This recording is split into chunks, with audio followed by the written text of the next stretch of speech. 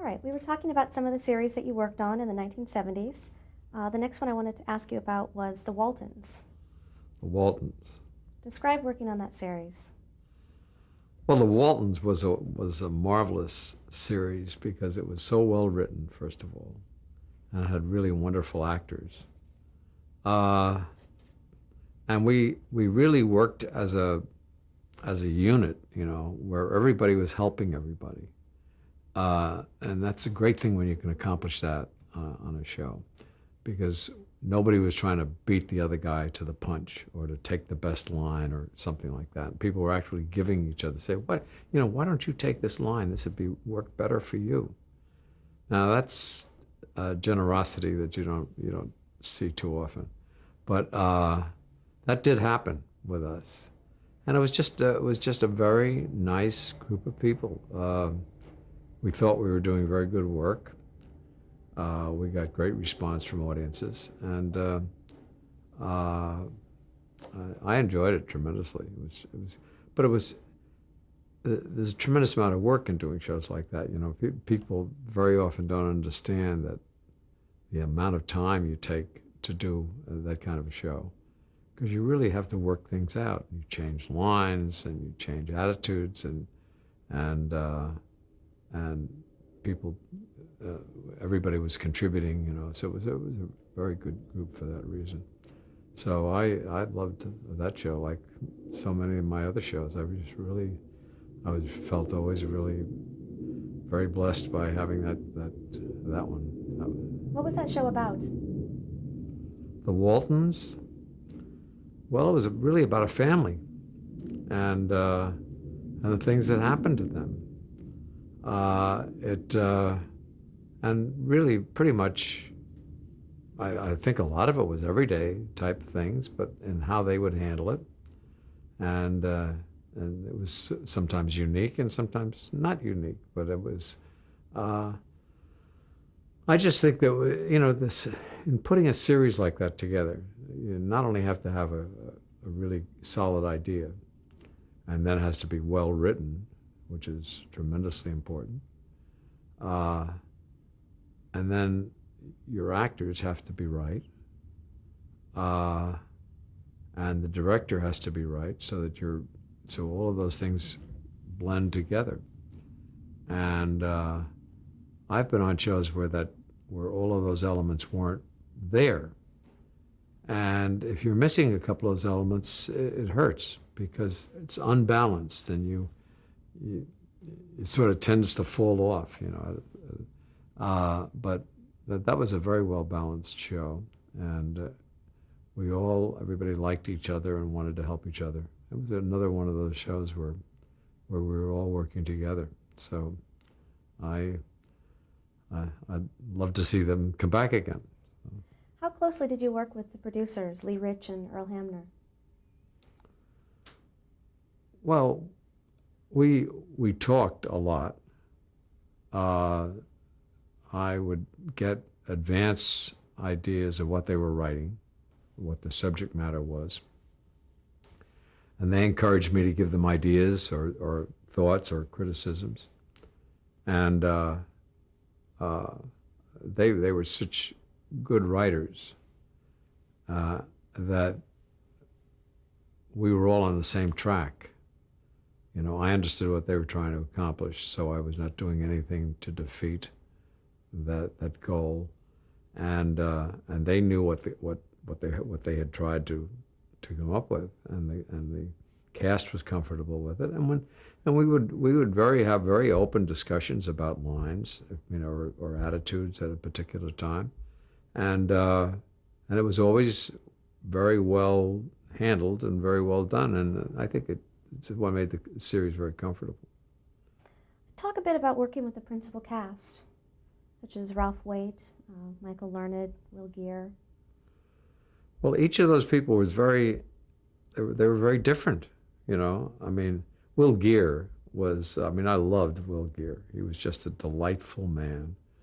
He was so thorough, so professional.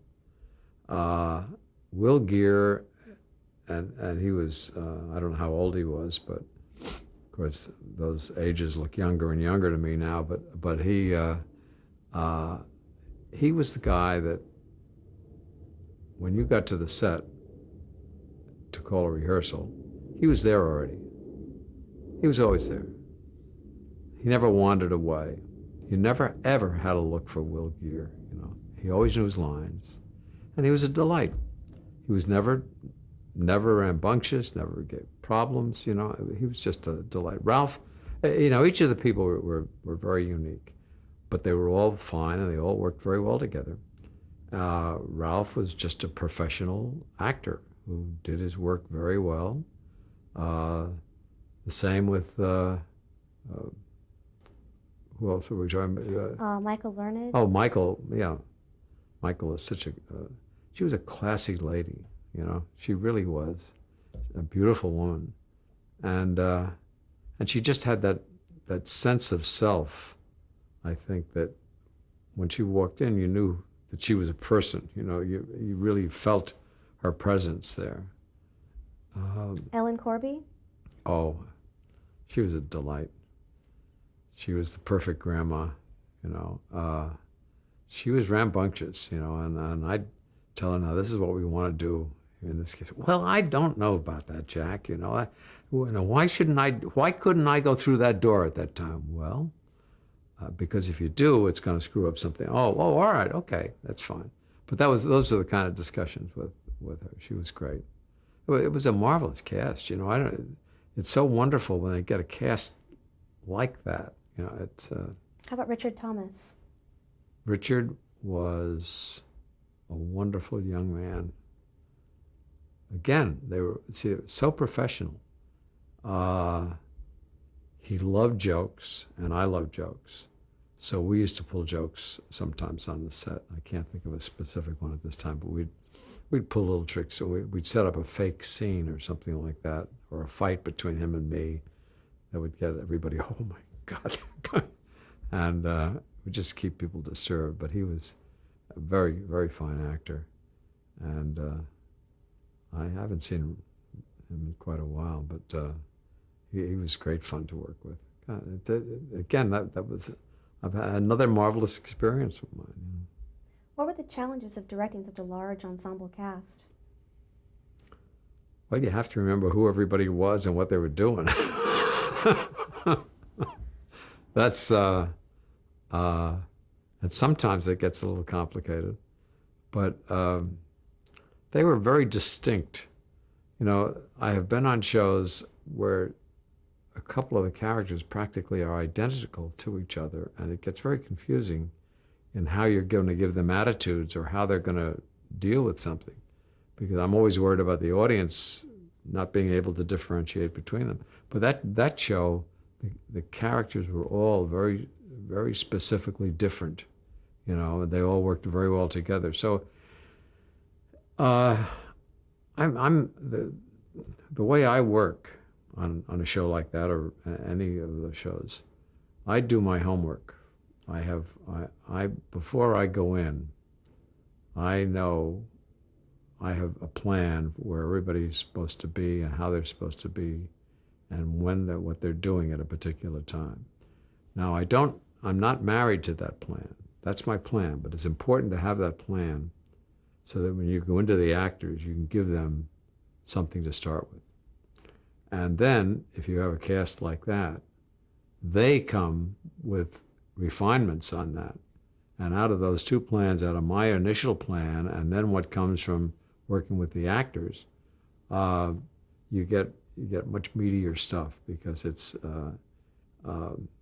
it's a wonderful way to work. And they were that kind of a cast. So it really, that explains it, I think, as well as I can. Well, how about another show from that era, What's Happening? What's Happening? With Shirley Hemphill? It was a comedy show. I don't remember too much about it. I remember working with Shirley, who was very, very fine. She was really a good comedian. And I honestly, I don't know how long that went on, but I don't remember too much about it. I don't think I was involved with it to the extent that I was with some of the others. but they were. I love comedy shows like that, and she was an excellent comedian. So, and the rest of the cast is. I'm trying to remember all the names, but I can't remember them all. But they were. It was a very good group. Well, now let's move on to a show that you did quite a bit of directing for, Sanford and Son. Oh yeah. How did you get involved with that show? I guess I had been doing something else for Norman Lear at that time. That was one of Norman's shows, he and Bud Yorkin. And I was doing some other shows for them at that point. And when they got that show, they had a few problems when they were getting started.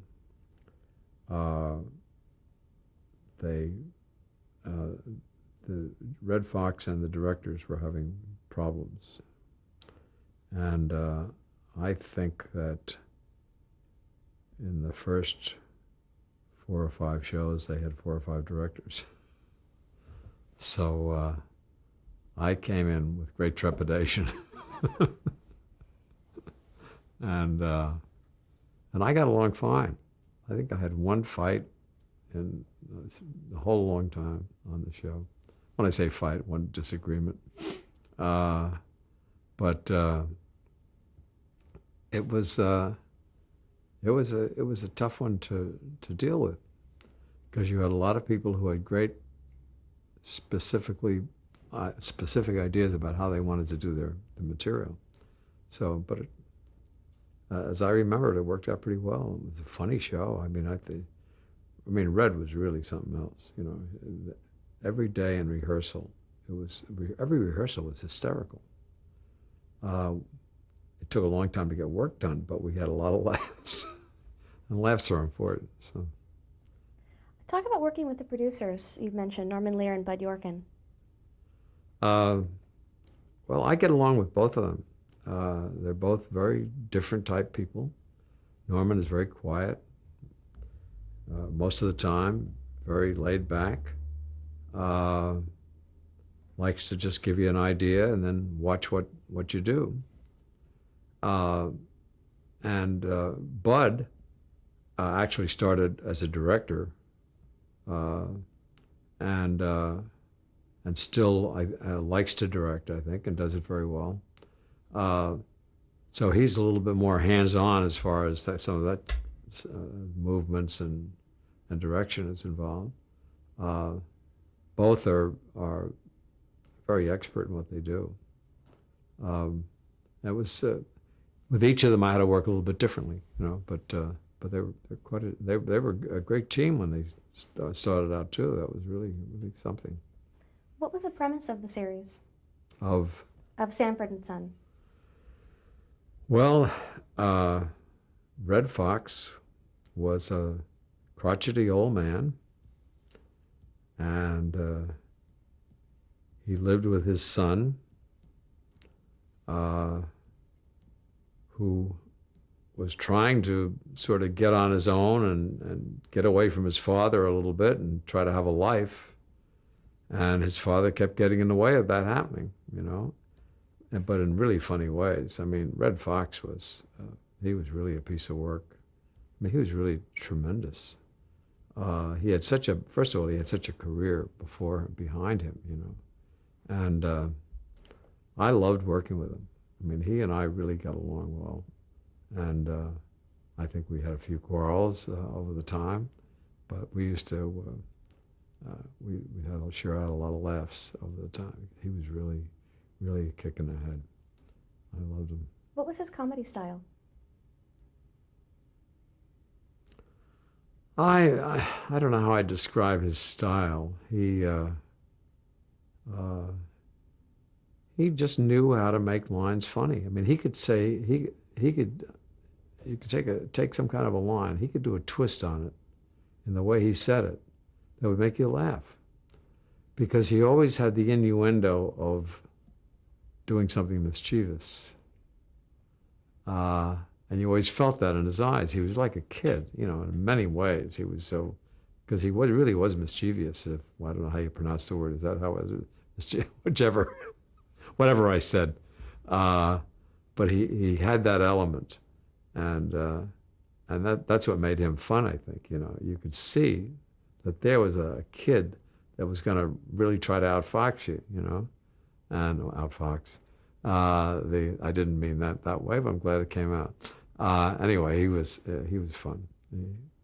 Very, but all any of these people who are funny and are all difficult. Now, I don't mean difficult in a bad way, but you have to be very careful that you don't do anything in your direction of these people that's going to take away their fun,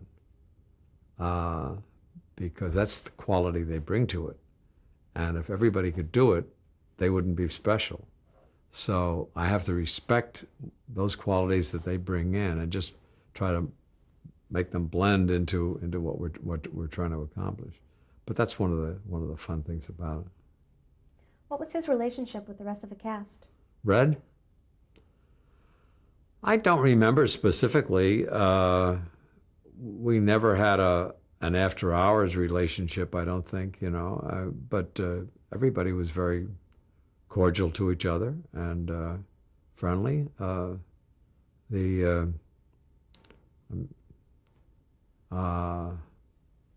trying to remember really. I remember one time when Red got sick, and he used to fool around so much that people weren't sure, and he this happened just this way. There were 3 or 4 of us standing on the set. Red was one of them. I was one of them. 2 other cast members were there, and we were discussing something about a scene that we were going to come up with. And it was like after lunch sometime, and all of a sudden, Red went and fell, like across my legs. And I looked down, and one of the other cast members said, "Now, Ray, Red, you stop that. Get up. Just stop fooling around." And I knew that he wasn't fooling around. And I knelt down next to him, and I said, "Red, we'll get help for you. I know just take it easy. We'll get somebody to help." And he said, "Call my wife." And I said, "Okay, I will call her." She was in the dressing room, so I knew that where she was. I said, "I'll send somebody for her right now." And he had an attack. I don't know if it was a heart attack or what it was, but it was something. And I got the rest of the people to say, "Hey, this is for real," And we had an ambulance come and took him to a hospital, and he was okay. I mean, after a few days, I don't know just exactly the whole thing that happened at that point, but I know that's the focus that I remember on it. I didn't go with him to the hospital. Somebody else in the cast did, I think. Now, was this when you were working on The Royal Family with him in the 90s? And I think it was I'm pretty sure it was the Royal Family. And he was okay. He turned out all right. I mean, but it was a very scary moment at that time, because I didn't know really how bad he was. But he just had a very tough attack of what kind, I don't know. But he recovered from that, and we did more work. Now, did he actually die not actually during a production, but during the run of that show, The Royal Family? I don't remember. I was off at a certain point, I think. I don't think I was there when he died. I mean, if he did, I don't know whether he died I know he died, but I mean, I don't remember if it was during a show. Okay. Now back to Sanford and Son. During the time that the show was on, what was the status of African Americans on television during that era? I really don't remember at that point really specifically. I don't think that was the only show with African Americans in it. Was it considered groundbreaking at all during the time? It may have been. because it probably was maybe the first show that had an African American star. It could be, yeah. I'd hate to say, my God, we did a groundbreaking thing and I didn't realize it. But yeah, that's very possibly the case. Were there certain things that you could or couldn't do on the show because of the era? There probably were, but all of those things have changed so much over the years that I can't remember which I could do and which I couldn't do at a particular time. But I know that when I first started, in television, there were a lot of taboos that you couldn't do at all. I mean, you couldn't say this, or you couldn't do that, or you couldn't. And those things have changed so tremendously over the years. I mean, I think you couldn't say damn. I mean, in the beginning, and now God knows what you can say. So, but our culture changed, and I think all of I don't know whether television led the culture or the culture led us, but I think the culture probably changed us, changed television. Let's talk about working with some of the other actors on Sanford and Son, such as Damon Wilson. Damon was just a very good actor who worked very well. I mean, he was a pleasure to work with. There was no question that he was second banana, which is always a little bit tough for somebody to realize, maybe. But Red Fox was the lead, and that really worked out very well. I mean, he was the son, and we would have disputes as to what the son would say or what the father would say, and we'd have some discussions about it and hassles about it. But I mean, that was all. But we were able to accomplish all of that on the set. There was never I can't remember any big problem with it. How about Whitman Mayo? Well, Whitman was a whole different character. He was somebody unto himself, you might say. He just was a very fine actor, and I had never worked with him until he suddenly appeared on the set, and I can't remember the occasion. I think it was somebody got sick or somebody. I don't remember now the situation, but suddenly Whitman was there, and he did a great job. He was just a real professional who knew what he had to come in and do, and he did it, and he worked well with everybody there, and a very nice man. LaWanda Page? Dear LaWanda, she was a great character. I mean, we had all great characters, and LaWanda was bigger than life, you might say, in many ways. She would just command things when she walked in on the stage. She was just that kind of a commanding figure. I thought, I thought she was wonderful. Gregory Sierra? I don't remember Gregory that much. I remember him. I mean, he certainly was. He wasn't there that often. And the shows that I did, I don't believe he may have done more afterward. But I mean, we did a number of shows together. He was just a fine actor that did what he was supposed to do. Slappy White? I only worked with Slappy a couple of times. He was really, he was just really from the old comedy school, and he knew how to get those kind of laughs, and he was fine. But I don't think I did that many shows with Slappy. I think I had moved on or something like that before we. I mean, he was there. I worked with him, but I don't remember her doing that many things. So. Noam Pitlick? Oh, Noam was a very, very good actor. He really he could do all kinds of stuff, and he did, and he just. I can't say. All I can say is that he did his job very well, and fitted right. He fit right in. So that's how I remember him. I remember that I'd like to work with him anytime. And Pat Morita. Pat Morita, I honestly do not. I just vaguely remember. I don't know whether Pat Morita, I think, came in either towards the end of my run, very possibly, I think we did a show together, but I just don't have a strong thinking about that. But see, all of those, one of the things that the reasons that those shows were so successful was that they were well cast.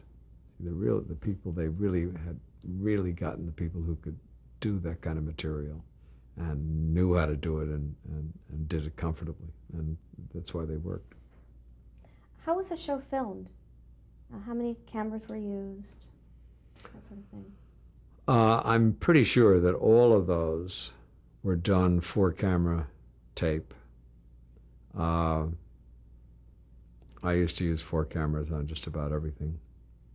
And it gave you a freedom to allow the actors, I could stage the actors so that they could make moves around that they felt comfortable with and that worked for the joke. I could get them into a certain position where they could set up the joke correctly. And it, like I was talking earlier about, you can't get in the way of the laugh, you know.